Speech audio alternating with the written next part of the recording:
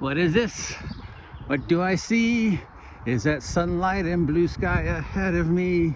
But I also smell smoke and see clouds rolling in. So let's enjoy it while we can. This song makes no sense. Hello! We're out enjoying the sunlight before it goes away again. And which means if I'm out walking, I'm sharing it with you. And you know, mostly when we do these talks, we talk about D&D. But after today's 30-minute long exploration of what the OSR is, I decided maybe it was time to take a break from D&D and focus more on my most beloved of genres, superheroes. For someone who writes specifically superhero role-playing games, who's somebody who created the Wretched Vigilantes universe, I don't talk a lot about superheroes. I talk a lot about D&D and stuff. So let's talk about superheroes. So let's start with purely opinion. I have no facts to base this on, but what I consider the best superhero role-playing game versus my favorite superhero role-playing game. Now, you know my favorite game system is Marvel Phase Rip, for no logical reason other than it worked so well for me. And I've talked about this probably 100 times about why I love Marvel Phase Rip and why I think it's the best role-playing system for me and why it captures superheroes, especially the Marvel universe, better than any other system. But do I think it's the best superhero system? No. I think, a lot of people will say Champions because you can build whatever you want. But for my money, it is Villians and Vigilantes, 2nd edition by Jeff D. and Jack Herman, and all the permutations of Villians and Vigilantes, 2nd edition by Jeff D. and Jack Herman. I'm not going to talking about that weird point-based system that Jeff wrote that he said was what he wanted it to be all the time. No, I'm talking about 1980s, random powers. You play yourself. Villians and Vigilantes is the best superhero role-playing game I know, from my personal opinion. Again, no facts. No. Danger. Doggos. I kind of did most of my work this morning. Hi, how are you? Good morning. Hi, how are you? Oh, like your tattoos? Where were we talking? Okay, so, yeah, is it the best? I don't know. Some people, Champions is the best, and is the best. Now, I will add the caveat that if you mash together Heroes Unlimited and Villians and Vigilantes 2nd edition, then you got as close to perfect as what I think a perfect superhero role-playing game should be.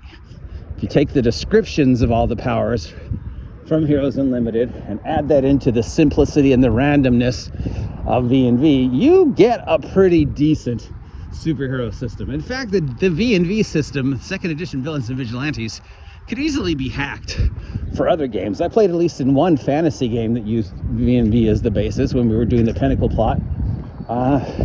So it can be hacked, but simplistically, it is the best. I mean, it does seem kind of silly.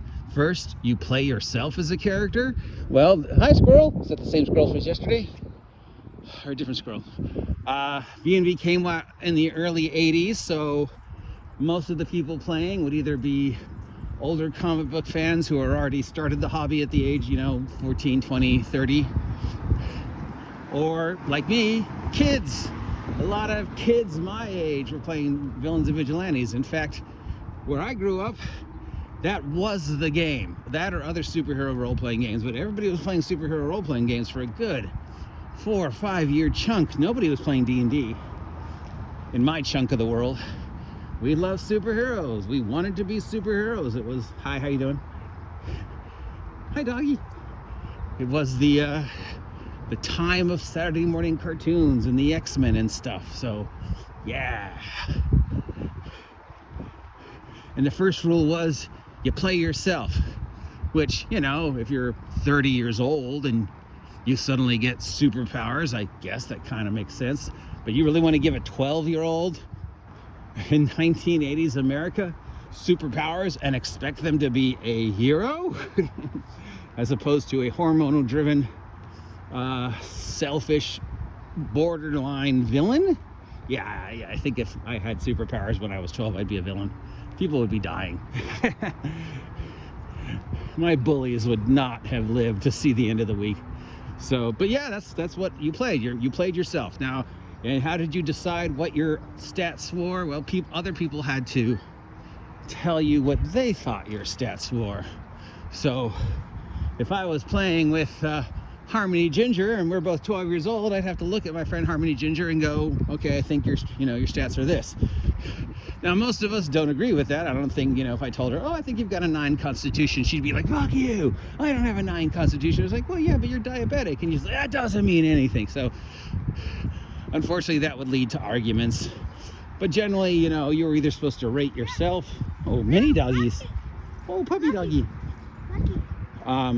Or somebody else was supposed to give you and then you're supposed to figure out what your stats were. What's the average stat for a 12-year-old kid who's going to be like 10 across the boards? Maybe your intelligence is 11, because you're a nerd. But then you have me, 12-year-old me, statted out, and then we have to figure out my hit points. And let's face it, the hit point matrix for Villains and Vigilantes was a disaster. In fact, it was such a disaster that they had to errata it several times, and it still didn't make sense. In fact, I'm pretty sure it still doesn't make sense, even in the most latest version, because it was all about point this. And it was like, that's math. How about just, simple D something plus your constitution modifier? But no, we had to be different because we're superheroes. And superheroes tend to have lots of hit points or very little hit points. Okay, whatever. It probably could have been done better. And then you would roll random powers, which is the other thing a lot of people hate about the superhero games that I love. Random powers. People like the ability to have the powers they want and build the powers they want. That's why a lot of people like champions and systems like champions, where you can, specifically design with all the add-ons and subtractions. Hi, doggy. Good afternoon. Same thing with like my mom. Hi, doggy. Good afternoon. So I put her on the jet ski. Many doggies. So yeah, that's why people like champions, because I want to build Nightcrawler. Random powers doesn't let me build Nightcrawler unless I specifically roll teleport. So I want to play champions because I want to min-max and whatever to get the pie graph formula to allow me to teleport like Nightcrawler. I get the attraction of that. I like random powers.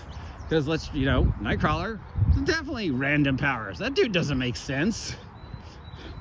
How do any of his powers connect to relate to something that was very specifically designed? No, he's random as shit. I teleport, I've got heightened agility, I can cling to walls because I've got 2 fingers, I've got a tail. Oh wait, I don't actually teleport, I go to a different dimension.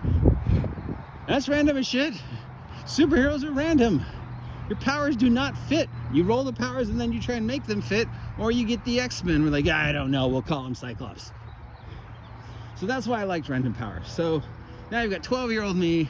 I'm rolling my first Villains and Vigilantes character, and the very first thing I roll is heightened strength. Of all the superpowers you would think I would have at 12 years old, heightened strength was not one of them. I would never see myself with my 9 strength, lucky if I can lift 50 pounds, suddenly, being super strong. But then this is a power fantasy, so I'm like, yeah, I'm super strong. Yeah. I'm beating the fuck out of oh wait, I'm supposed to be a hero. So 12-year-old me rolls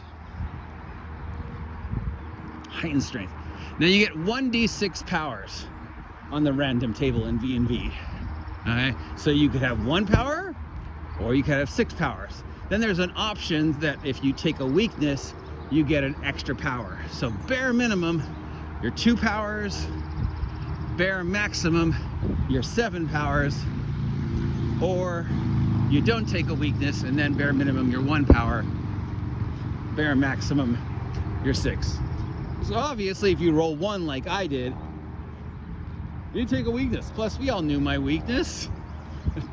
Dyslexia, diminished senses. That was it obvious that I had a weakness. 12-year-old me was dyslexic and had really bad eyes. So yeah, we got that. Didn't know about the autism till much later, or the brain damage, but that came later in life. But yeah. So I roll my first power, heightened strength B, because if you're only getting to roll twice on the table, you want a raw power. So I'm like, imagine 12-year-old me with muscles. And then we roll how strong I am. And for heightened strength B, you roll 3d10 and add it to your existing strength, and that's your new strength. So I end up with like a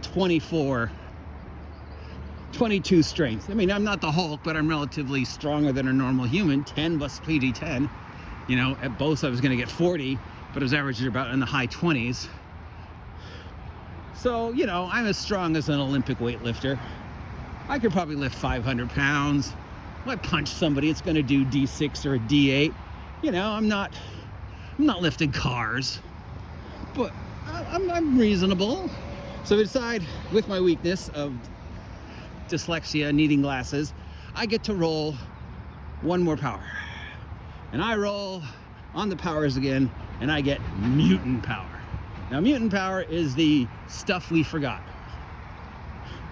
It's one of the few games that acknowledged the fact back then that there probably were powers, good afternoon, doggy, that we were going to miss. We weren't going to get all of them.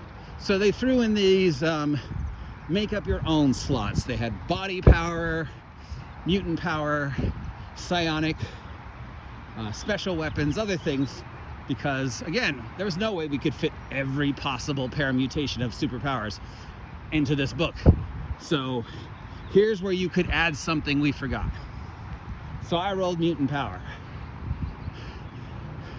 So there's me, heightened strength 20, whatever it was, and at 1 mutant power. Now obviously what would make sense is something to do with my strength. Maybe my strength is bigger than that, right? Or whatever.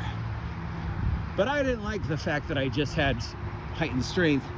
I wanted to be a little bit more well-rounded. So I said, well, what if my mutant power is I could switch my number? You know, what if I could, strength of 10 tigers one round, but then I decide I need the agility of 10 tigers, and I switch that plus whatever to a different stat. But that would be too confusing, because I'd have to have a different character sheet because of the D&D formulas. All my numbers would be different. My strength of 30 would give me one set of numbers, but if I switched that back to 10 and gave myself an agility of 30, that would be a completely different set of numbers.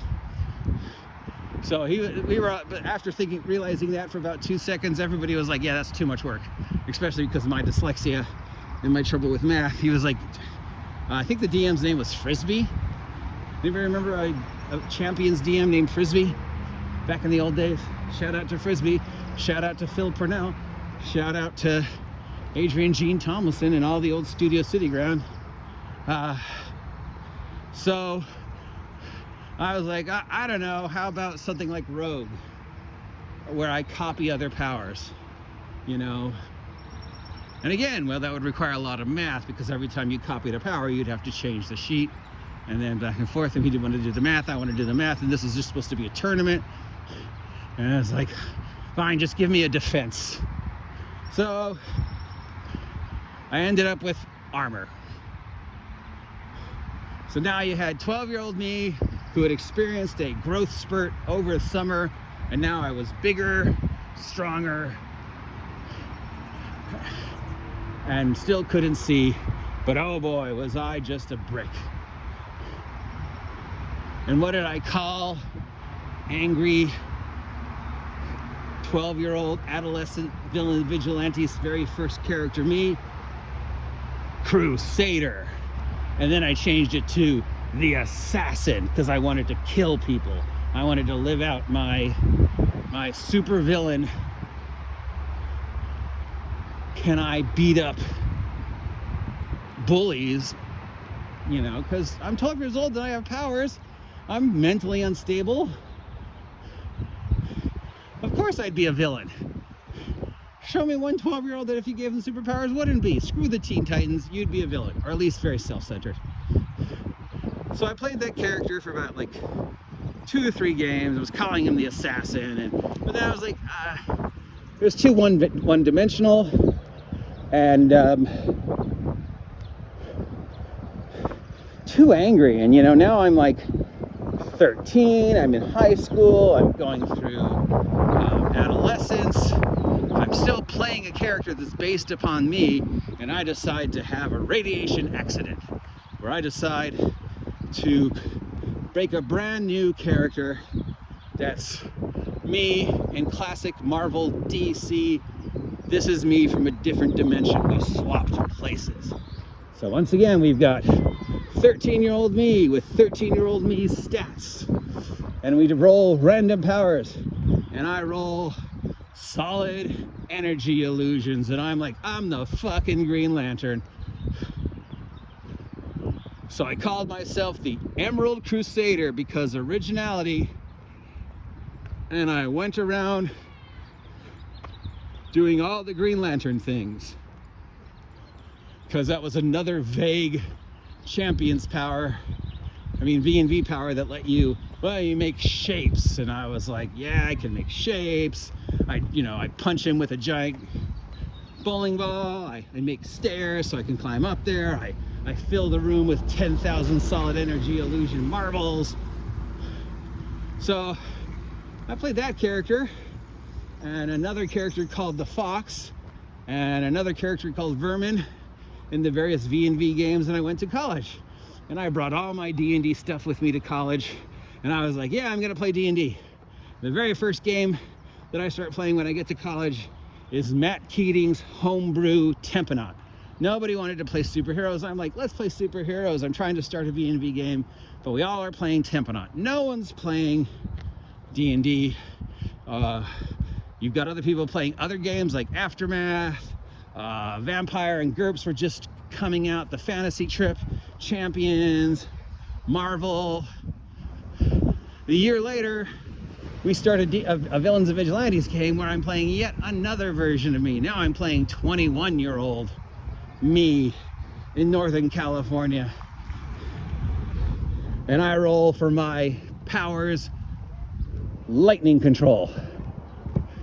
And I call myself, with all the originality that 21-year-old me can come up with, Shocker. Of course, there is both a Marvel and a DC character called Shocker, but so what? 21-year-old me with my lightning powers and all the other things we made with my lightning powers is Shocker. And I have catchphrases like time for some shock treatment and stuff like that. And I played that character pretty much for 4 years.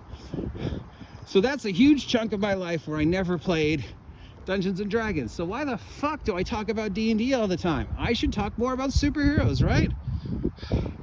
So if you want to hear me talk about superheroes more, let me know. If you want to hear me talk more about Dungeons and Dragons and fantasy, let me know. If you want to hear me talk more about a different game, let me know. Remember, the race to 2,000 subs is starting. So what do you want to hear me talk about? And why do I think V&V is the best superhero role-playing game? Because I never answered that question. I never said why. But I think it's like, because you could play yourself, and because it worked. V&V worked. You could have a powerful character with 6 powers and a D-list super with heightened strength and a couple levels of armor. And because of the way the system worked, they were both pretty equal. You could have superpower guy and detective guy, and they both contributed. They both had the same things to do. You could have the JLA in that game and still have things that everybody could do. Moments where the super strong 6 power guy would shine. Moments where the derpy little 1 power heightened strength guy could shine, because the system just made everybody equal in how ridiculous it was.